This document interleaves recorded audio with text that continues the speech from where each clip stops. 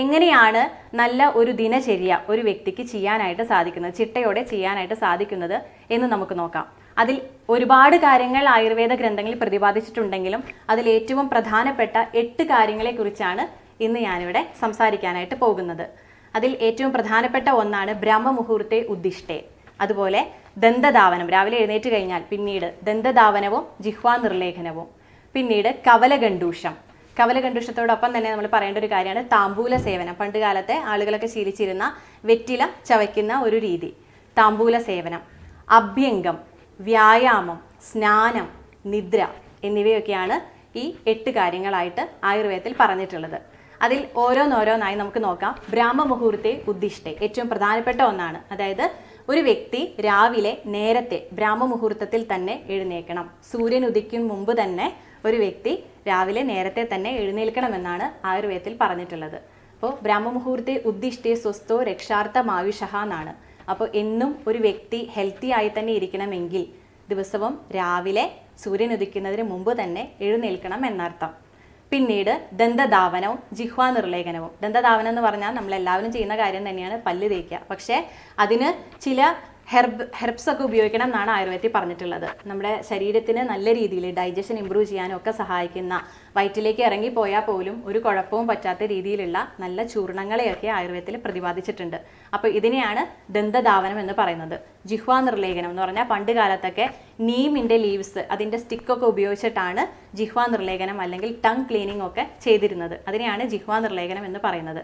അതിനുശേഷം നമ്മുടെ വായയും അതുപോലെ തന്നെ ഡൈജസ്റ്റീവ് ഫയറും ഒക്കെ വൃത്തിയായിട്ട് ഇരിക്കാനായിട്ട് കവലഗണ്ഡൂഷം എന്ന് പറയുന്ന ഒരു പ്രക്രിയയെക്കുറിച്ച് പ്രതിപാദിച്ചിട്ടുണ്ട്. അപ്പോഴെന്താണ് കവലഗണ്ഡൂഷം? കവലഗണ്ഡൂഷം എന്ന് പറഞ്ഞിട്ടുണ്ടെങ്കിൽ സാധാരണയായിട്ട് കവിൾ കൊള്ളുന്നത്. കവിൾ കൊള്ളാനായിട്ട് ത്രിഫല കഷായം പോലെയുള്ള കഷായങ്ങളൊക്കെ ഉപയോഗിക്കും. അപ്പോൾ ത്രിഫല ചൂർണം നമുക്ക് മാർക്കറ്റിലൊക്കെ വാങ്ങാൻ കിട്ടും. അപ്പോൾ ഈ ഒരു ചൂർണം വാങ്ങി അതുകൊണ്ട് 1 കപ്പ് വെള്ളത്തിൽ 1 സ്പൂണൊക്കെ ഇട്ട് കഷായം പോലെ ഉണ്ടാക്കി ആ ഒരു കഷായം കൊണ്ട് വായ കവിക്കൊള്ളുകയും അതുപോലെ തന്നെ ഗണ്ഡൂഷം എന്ന് പറഞ്ഞാൽ ഗാർഗിൾ ചെയ്യുകയൊക്കെ ചെയ്യാം. ഇനി ഇതൊക്കെ വാങ്ങി ചെയ്യാനായിട്ട് ബുദ്ധിമുട്ടാണെന്നുണ്ടെങ്കിൽ അല്പം ഇന്ദുപ്പോ അല്ലെങ്കിൽ കല്ലുപ്പോ ഒക്കെ ഇട്ടിട്ട് ചെറു ചൂടുവെള്ളം കൊണ്ട് നമുക്ക് കവലഗണ്ഡൂഷം ചെയ്യാവുന്നതാണ്. അപ്പോൾ കവലഗണ്ഡൂഷത്തിൻ്റെ പ്രാധാന്യം എന്ന് പറഞ്ഞാൽ ഒരുപാട് കഫ റിലേറ്റഡ് ആയിട്ടുള്ള പ്രശ്നങ്ങൾക്കൊക്കെ പരിഹാരമായിട്ടാണ് കവലഗണ്ഡൂഷം പറയുന്നത്. അതുപോലെ വായ എപ്പോഴും ക്ലീൻ ആയിട്ടിരിക്കുകയും ചെയ്യും, നല്ല രുചി ഭക്ഷണത്തിനൊക്കെ കിട്ടുകയും ചെയ്യും, ഡൈജസ്റ്റീവ് ഫയറിനെയൊക്കെ നല്ലപോലെ സ്റ്റിമുലേറ്റ് ചെയ്യാനൊക്കെ ഈ കവലഗണ്ഡൂഷം സഹായിക്കുമെന്നാണ് ആയുർവേദത്തിൽ കണക്കാക്കിയിട്ടുള്ളത്. അതുപോലെ ഒന്നാണ് താമ്പൂല സേവനം എന്ന് പറയുന്നത്. താമ്പൂല സേവനം എന്ന് പറയുന്നത് വെറ്റില ചവയ്ക്കുന്നത്. അപ്പോൾ അത് പുകയിലയൊക്കെ കൂട്ടി ചവയ്ക്കുന്നതിനെ പറ്റിയിട്ടല്ല ഇവിടെ പറഞ്ഞിട്ടുള്ളത്, വെറ്റില മാത്രം ഉപയോഗിക്കുന്നതിനെ പറ്റിയിട്ടാണ് താമ്പൂല സേവനത്തിൽ എടുത്തു പറയുന്നതായിട്ടുള്ളത്. അപ്പോൾ ഇത് നിത്യവും ചെയ്യുന്നവരാണെങ്കിൽ അവരുടെ പല്ലിനൊക്കെ നല്ല ബലം കിട്ടും. പിന്നെ താമ്പൂലം ക്ഷത പിത്താസ്ര രൂക്ഷോൽകുപിത ചക്ഷുഷാം എന്നാണ് ആയുർവേദത്തിൽ പറയുന്നത്. അപ്പോൾ എല്ലാ തരത്തിലുള്ള വിഷങ്ങളൊക്കെ ശരീരത്തിൽ നിന്ന് പോവാനും രൂക്ഷമായിട്ടുള്ള കഫത്തിനെ കളയാനും ഒരുപാട് ഗുണങ്ങൾ അടങ്ങിയിട്ടുള്ള ഒന്നാണ് വെറ്റില ദിവസവും ചവയ്ക്കുന്നത്. അത് ഒരുപാട് ചവയ്ക്കൊന്നും വേണ്ട, ഒരു തളിരില ദിവസവും വായിലിട്ട് ചവച്ച് കഴിഞ്ഞാൽ തന്നെ ധാരാളമാണെന്നാണ് ആയുർവേദത്തിൽ പറയുന്നത്.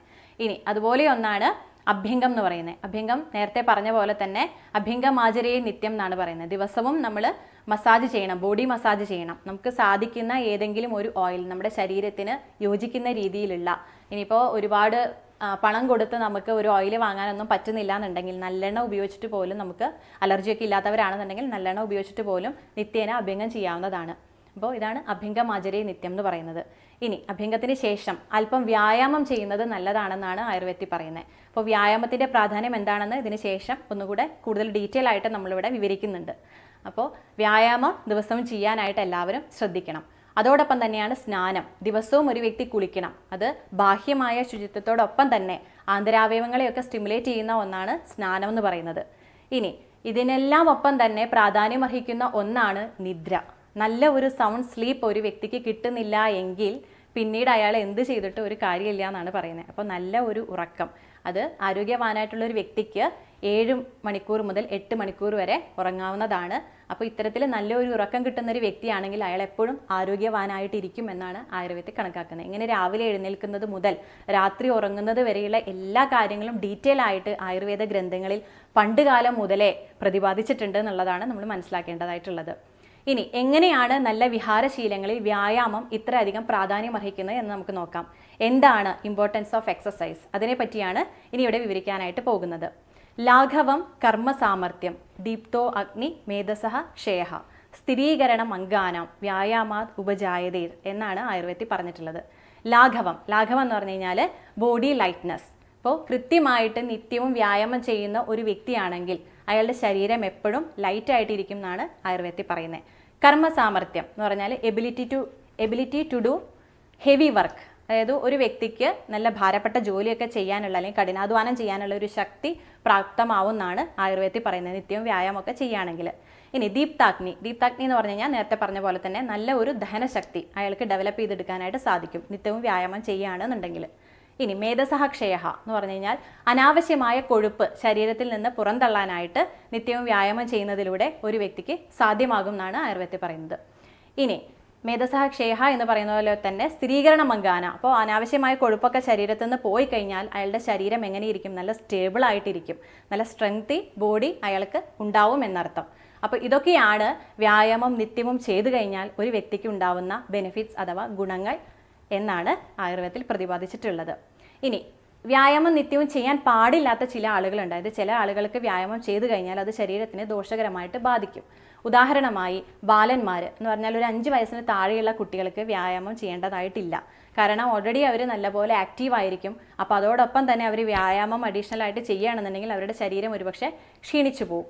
ഇനി വൃദ്ധന്മാർ എന്ന് പറഞ്ഞാൽ ഒരു 70 വയസ്സിന് മുകളിലുള്ളവരൊക്കെ ഒരു പക്ഷേ നിത്യവും വ്യായാമം ചെയ്തു കഴിഞ്ഞാൽ, അമിതമായിട്ട് വ്യായാമം ചെയ്തു കഴിഞ്ഞാൽ അവരുടെ ശരീരത്തെ അത് ദോഷകരമായിട്ട് ബാധിക്കും. കാരണം അവരുടെ ശരീരം അപ്പോൾ ഒരു ഡിപ്ലീഷൻ സ്റ്റേജിലാണ് ഇരിക്കുന്നത്. അപ്പോൾ ധാതുക്കളൊക്കെ ക്ഷയിച്ചുകൊണ്ടിരിക്കുകയാണ്. അപ്പോൾ ആ ഒരു സമയത്ത് അമിതമായിട്ടുള്ള ഒരു അധ്വാനം ചെയ്യുന്നതിന് തുല്യമാണ് നിത്യവും അമിതമായിട്ട് വ്യായാമം ചെയ്തു കഴിഞ്ഞാൽ. അപ്പോൾ അങ്ങനെയുള്ളവർ വ്യായാമം ചെയ്യാതിരിക്കുന്നതാണ് നല്ലത്.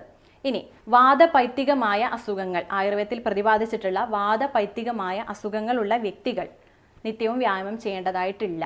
എന്തെങ്കിലും അജീർണാവസ്ഥ അഥവാ ഇൻഡൈജഷൻ ശരീരത്തിനുണ്ട് എങ്കിൽ അങ്ങനെയുള്ളവരും നിത്യവും വ്യായാമം ചെയ്യേണ്ടതായിട്ടില്ല എന്നർത്ഥം. അപ്പോൾ ഇതൊക്കെയാണ് കോൺട്രാ ഇൻഡിക്കേഷൻസ് ഓഫ് എക്സസൈസ് എന്ന് ആയുർവേദത്തിൽ പറഞ്ഞിട്ടുള്ളത്. ഇനി എന്തുകൊണ്ടാണ് യോഗ എന്ന് പറയുന്ന ഒരു വ്യായാമത്തിന് ആയുർവേദത്തിൽ ഇത്ര അധികം പ്രാധാന്യം നൽകിയിരിക്കുന്നത് എന്ന് നമുക്ക് നോക്കാം. യോഗ നമ്മുടെ ശരീരത്തിനെ മാത്രമല്ല മനസ്സിനെ പോലും സ്റ്റിമുലേറ്റ് ചെയ്യാനായിട്ട് സഹായിക്കുന്നു എന്നാണ് പറയുന്നത്. യുജ്യതേ അനേനേതി യോഗ എന്ന് പറഞ്ഞാൽ വെറുതെ ശരീരത്തിന് ഒരു വ്യായാമം കൊടുക്കുന്നത് മാത്രമല്ല, ഇത് ഒരു യൂണിയനാണ്. യുജ്യത എന്ന് പറഞ്ഞു കഴിഞ്ഞാൽ യൂണിയനാണ്, union between one soul with God എന്നാണ് പറയുന്നത്. നമ്മുടെ ശരീരവും നമ്മുടെ മനസ്സും ദൈവവുമായിട്ടുള്ള ഒരു ബന്ധം, അത് നല്ല രീതിയിൽ ഒരു റിലാക്സേഷൻ നമ്മുടെ മനസ്സിനും ശരീരത്തിനും തരുന്ന രീതിയിലുള്ള ഒരു ബന്ധം ഉണ്ടാക്കിയെടുക്കാനായിട്ട് യോഗയിലൂടെ സാധിക്കുന്നു എന്നാണ് കണക്കാക്കപ്പെടുന്നത്. പക്ഷേ യോഗ കൃത്യമായിട്ട് അഭ്യസിക്കുന്ന ഒരാളാണ് എങ്കിൽ, ഒരു വ്യക്തിയാണ് എങ്കിൽ അയാൾക്ക് ഒരു കാരണവശാലും ഒരു ഇഞ്ചുറിയും ശരീരത്തിൽ ഉണ്ടാകുന്നില്ല എന്നർത്ഥം. അപ്പോൾ ശരീരത്തിൻ്റെയും മനസ്സിനെയും ഒരുപോലെ സഹായിക്കുന്ന യോഗ പോലെയുള്ള വ്യായാമമാണ് ഉത്തമം എന്നാണ് ആയുർവേദത്തിൽ കണക്കാക്കപ്പെടുന്നത്.